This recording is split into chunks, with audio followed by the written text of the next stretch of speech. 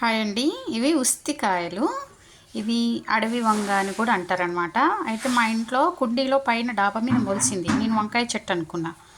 ఆ తర్వాత నాకు అర్థం కాలేదు ఏం చెట్టో. తర్వాత దాన్ని తీసి బయట కొంచెం మట్టిలో వేసేస్తే చాలా పెద్దగైందండి. గుత్తులు గుత్తులుగా కాయలు వచ్చినాయి. అసలు ఏం కాయలా అని యూట్యూబ్లో సెర్చ్ చేస్తే నాకు తెలిసింది ఏంటంటే ఇవి చాలా హెల్త్కి చాలా మంచిది. వీటిని వరువులు అంటాం కదా, కొంచెం మజ్జిగలో వేసి పిసికేసి ఎండబెట్టి వరువుల్లాగా చేసి పులుసుకూరలాగా చేసుకుంటారంటండి. చాలా మంచిదంట హెల్త్కి అయితే.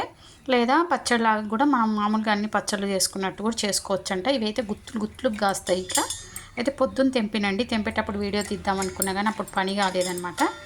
అందుకని నిజంగా అయితే నాకు కూడా తెలియదు వీటి గురించి. నేనైతే యూట్యూబ్లో చూసే తెలుసుకున్నా. అయితే ఎందుకు వేస్ట్ చేయాలని చెప్పి ఇదిగో ఇప్పుడైతే నేను చట్నీ చేస్తున్నా వీటిని. ఓకేనా? మీలో ఎంతమందికి ఈ కాయలు తెలుసు, ఇంకా వీటితో ఏమేం చేసుకోవచ్చో కామెంట్ చేయండి ఫ్రెండ్స్. ఓకేనా? Thank you.